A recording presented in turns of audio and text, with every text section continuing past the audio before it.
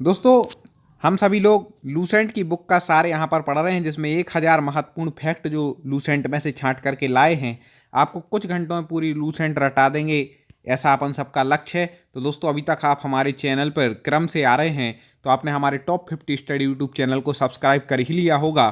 और अब हम पढ़ने वाले हैं, पिछले में हम पार्ट में 50 तक अभी हम पढ़ चुके हैं। इसके आगे के हम प्रश्नों पर चर्चा करते हैं। चलिए, तो जहाँ तक हमारा हो गया था कल, उसके आगे आज चर्चा करने वाले हैं। पूरे 1000 प्रश्न हमें बिल्कुल हम ट्रिक से आपको बताते हैं। कई मित्र बोल रहे सर यहीं के ही याद हो जाता है। बिल्कुल आपको यहीं के ही याद होगा। देखिए, भारत का राष्ट्रीय पशु कौन सा है? तो कौन सा है? बाघ। ये तो सबको पता है वैसे। और राष्ट्रीय पक्षी कौन सा है? मोर। याद रखिएगा, बाघ और मोर। ठीक है, मोर राष्ट्रीय पक्षी और बाघ राष्ट्रीय पशु। आगे देखें, भारत का राष्ट्रीय जलीय जीव कौन सा है? तो गंगा डाल्फिन। कौन सा है? गंगा डाल्फिन। आप कैसे याद रखेंगे? देखो, हमारी सबसे प्रमुख नदी भारत की कौन सी मानी जाती? गंगा। तो गंगा डाल्फिन क्या हो जाएगी? प्रमुख जलीय जीव। आगे देखें, भारत का राष्ट्रीय फल कौन सा है? सब कहते हैं फलों का राजा कौन है? आम। तो भारत का राष्ट्रीय फल कौन सा है? आम। भारत का राष्ट्रीय फूल कौन सा है? तो सबसे ज़्यादा जो फेमस फूल है, कमल का फूल। ठीक है, तो कमल का फूल यहाँ पर क्या हो जाएगा? भारत का राष्ट्रीय फूल। जो पेपर में पूछा जा सकता है वो आपको हमारे वीडियो में मिलेगा। आगे देखें, भारत का राष्ट्रीय पेड़ कौन सा है? तो बरगद, जिसको सब लोग पूछते भी हैं। इस प्रकार से आप याद रखिएगा। भारत का राष्ट्रीय खेल कौन सा है? हॉकी। याद रखिएगा, कई लोग क्रिकेट लगा के आते जिनको पढ़ानी भी है। हॉकी है हमारा राष्ट्रीय खेल। कौन सा है? हॉकी। अब भले ही अपने उस पर लोग ध्यान नहीं दे पा रहे, लेकिन है हॉकी है। भारत के राष्ट्रीय झंडे की लंबाई चौड़ाई का अनुपात कितना है? वेरी वेरी आईएमपी प्रश्न है। तो आपको बता दें 3:2 ये भारत के झंडे का क्या है? अनुपात है। और आपको बता दें कि आपने पिछले वीडियो ना देखे हो तो हमारे चैनल की प्लेलिस्ट में जाकर के जरूर देखना। सारे वीडियो आपको क्रम से पढ़ने हैं और अपनी तैयारी को करना है। आगे वीडियो मिलते रहें, इसलिए टॉप 50 स्टडी चैनल को आपने सब्सक्राइब अभी तक कर ही लिया होगा। चले, भारत का राष्ट्रीय गान किसने लिखा? रविन्द्रनाथ टैगोर जी ने। ठीक है, रविन्द्रनाथ टैगोर जी ने राष्ट्रीय गान लिखा था। और भारत का राष्ट्रीय गीत कौन सा है? वंदे मातरम। ठीक है, इस प्रकार से आप याद रखिएगा। और राष्ट्रीय गीत लिखा किसने था? तो बंकिम चंद्र चटर्जी ने। ठीक है, राष्ट्रीय गीत है वंदे मातरम, जो बंकिम चंद्र चटर्जी ने लिखा। और राष्ट्रीय गान है जनगण मनगण, जो रविन्द्रनाथ टैगोर जी ने लिखा। ये दोनों चीज़ें याद रखिएगा। राष्ट्रीय गान लिखा रविन्द्रनाथ टैगोर जी ने, जनगण मनगण है। और वंदे मातरम राष्ट्रीय गीत है जो बंकिम चंद्र चटर्जी ने लिखा था। महात्मा गांधी को राष्ट्रपिता सबसे पहले किसने कहा? अब राष्ट्रपिता कौन कहेंगे? नेताजी लोग कहेंगे। तो नेताजी सुभाष चंद्र बोस ने क्या कहा था? महात्मा गांधी को सबसे पहले राष्ट्रपिता। हमारा राष्ट्रीय पंचांग कौन सा है? तो अपना जो राष्ट्रीय पंचांग है वो शक संवत। ठीक है, शक संवत है। राष्ट्रगान गाने की अवधि कितनी है? 52 सेकेंड, 52 सेकेंड। राष्ट्रगान गाने की अवधि कितनी है? 52। आप अभी हाल मैंने बताया था कि लिखा किसने है, ये बताया था। ठीक है, तो वो याद रखिएगा। रेडियो एक्टिविता की खोज किसने की थी? कई बार पूछा गया प्रश्न है रेडियो एक्टिविता। तो आपको बता दें कि वह की थी हेनरी बेकरल ने। ठीक है, हेनरी बेकलर। आगे बढ़ जाते हैं। पेसमेकर का संबंध शरीर के किस अंग से होता है? तो आपको बता दें पेसमेकर हृदय से संबंध होता है। ठीक है, हृदय से। मानव शरीर की किस ग्रंथि को मास्टर ग्रंथि कहा जाता है? मास्टर ग्रंथि कहलाती है पीयूष ग्रंथि। पीयूष मतलब क्या होता है? अमृत।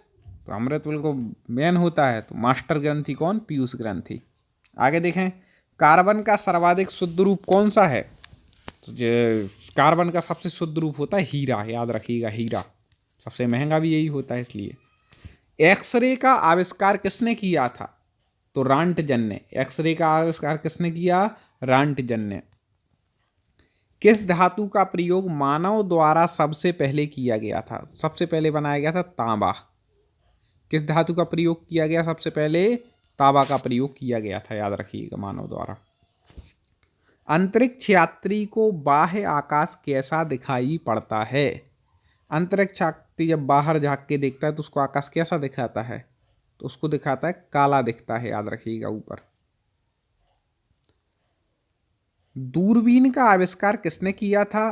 तो गैलीलियो ने। ठीक है, अपन क्या करते हैं, दूरबीन से अपन क्या किसी को देखते हैं, अपन अपनी फोटो भी कहाँ पर देखते, गैलरी में। तो गैलीलियो ने क्या किया, दूरबीन का आविष्कार किया। ऐसे याद रख सकते हैं। आप कोई भी अपनी ट्रिक लगा सकते हैं। आप भी जहाँ वीडियो लगातार पढ़ते जाएंगे तो खुद अपनी ट्रिक बनाना सीख जाएंगे, खुद अपनी ट्रिक लगाएं। ठीक है, जिस ट्रिक से याद हो, हमारा उद्देश्य याद होना चाहिए बस। अब कैसे याद हो रहा वो आपकी मर्जी है। याद हो, पेपर में जब आ जाए 4 ऑप्शन के बीच में हम सही पहचान जाए, बस इतना आप लक्ष्य रखो। और आप हमारे वीडियो पढ़ते जाएंगे तो पहचान भी जाएंगे और इनमें से आएंगे भी। भारत में पहली रेल कहाँ से कहाँ तक चली? तो आपको बता दें, बम्बई से ठाणे तक चली थी, जो वर्तमान मुंबई है वहाँ से ठाणे तक। ठीक है, मुंबई से ठाणे, याद रखिएगा पहली रेल चली थी। आगे देख लेते हैं, भारत में पहली बार मेट्रो सेवा किस नगर में आरंभ की गई? तो बता दें, सबसे पहले मेट्रो चली थी कोलकाता में। मेट्रो से संबंधित प्रश्न आ सकता है। कहाँ पर शुरुआत हुई थी? कोलकाता से। भारत में रेल का आरंभ कब से हुआ? तो 1853 से हुआ। कहाँ से कहाँ तक? मुंबई से ठाणे चली थी पहले, 1853। प्रथम भारतीय अंतरिक्ष यात्री कौन थे? तो आपको बता दें कि स्क्वाड्रन लीडर राकेश शर्मा थे। ठीक है, 1984 में इन्होंने अंतरिक्ष यात्रा की थी। किसने? राकेश शर्मा जी ने। ठीक है, भारत की प्रथम महिला मुख्यमंत्री कौन थी? तो श्रीमती सुचेता कृपलानी।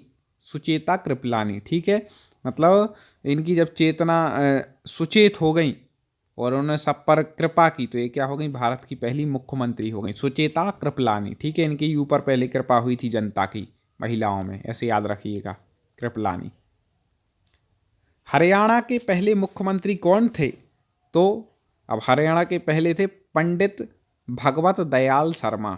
ठीक है, पंडित भगवत दयाल शर्मा। संयुक्त राष्ट्र संघ की स्थापना कब हुई? 24 अक्टूबर 1945 को संयुक्त राष्ट्र संघ की स्थापना हुई थी, 24 अक्टूबर 1945। संयुक्त राष्ट्र संघ का मुख्यालय कहाँ है? बेरीवेरी IMP न्यूयॉर्क में है। 1945 में स्थापना हुई और न्यूयॉर्क में इसका मुख्यालय है। संयुक्त राष्ट्र संघ के पहले महासचिव कौन थे? त्रिगवेली। अब संयुक्त राष्ट्र से संबंधित जितने क्वेश्चन लिया समझ लो उतने ही आएंगे, इससे बाहर नहीं आएंगे, मुख्य छांट लेते हैं। तो त्रिगवेली थे। इस समय संयुक्त राष्ट्र संघ के कितने देश सदस्य हैं? 193, 193 हैं संयुक्त राष्ट्र संघ के सदस्य। संयुक्त राष्ट्र संघ सुरक्षा परिषद के कितने देश सदस्य हैं? तो 15 हैं। ठीक है, सुरक्षा परिषद के 15 हैं। आगे देखते हैं, संयुक्त राष्ट्र संघ सुरक्षा परिषद के कितने देश स्थायी सदस्य हैं? तो स्थायी सदस्य 5 हैं। ठीक है, ऐसे 5, 15, 193, याद रखिएगा, स्थायी केवल 5 है। अंतर्राष्ट्रीय न्यायालय कहाँ स्थित है? तो आपको बताएं, द हेग हॉलैंड में है अंतर्राष्ट्रीय न्यायालय, जहाँ कोई भी देश किसी भी अपना केस लगाता है। ठीक है, संयुक्त राष्ट्र संघ के वर्तमान महासचिव बान की मून। कौन है?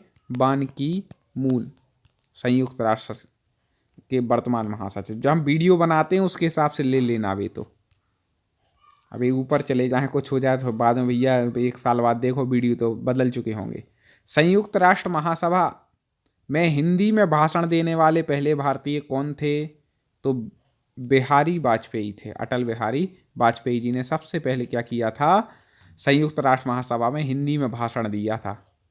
ठीक है, विदेश में जाकर के अपना हिंदी में भाषण दिया था। संयुक्त राष्ट्र संघ सुरक्षा परिषद के अस्थायी सदस्य कितने वर्ष के लिए चुने जाते हैं? 2 वर्ष के लिए चुने जाते हैं अस्थायी सदस्य। ठीक है, संयुक्त राष्ट्र संघ का 193वां सदस्य कौन सा देश बना था? तो दक्षिण सूडान। अंतिम 193 सदस्य है ना, तो 193वां कौन सा बना? दक्षिण सूडान, याद रखिएगा। किस विटामिन की कमी से खून का रुकाव बंद नहीं होता? विटामिन के की कमी जब हो जाती है तो ब्लड आधा रहता है, उसका रुकाव बंद नहीं होता है।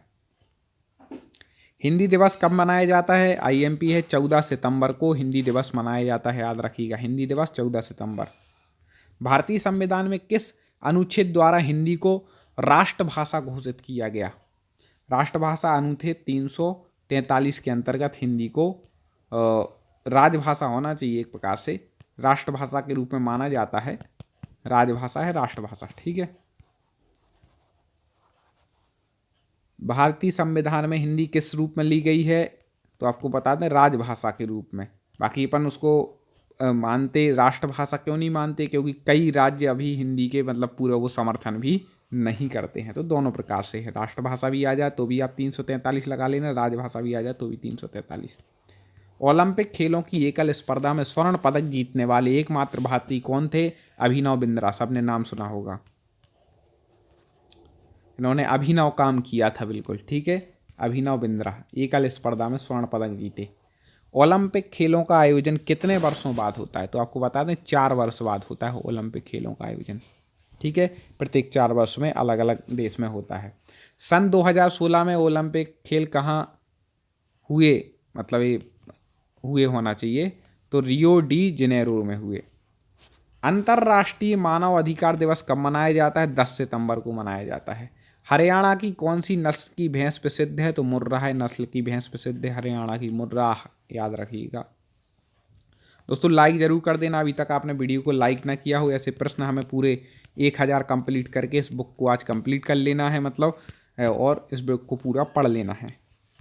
प्रसिद्ध शीतला माता मंदिर कहाँ स्थित है, तो आपको बता दें प्रसिद्ध शीतला माता मंदिर कहाँ पर है, तो वह है गुड़गांव में। कहाँ पर है? गुड़गांव। आगे, विशाल हरियाणा पार्टी किसने बनाई, तो राव बीरेंद्र सिंह ने कौन सी पार्टी बनाई? विशाल हरियाणा पार्टी, राव बीरेंद्र सिंह। इस प्रकार से दोस्तों आज हमने यहाँ पर चर्चा की। अगले वीडियो में इसके आगे के हम प्रश्नों पर चर्चा करेंगे। लगातार हमें इस प्रकार के प्रश्न लाना है और पूरे कंप्लीट करना है। आप हमसे जुड़े रहें, चैनल को सब्सक्राइब करें, वीडियो को लाइक एंड शेयर जरूर करें।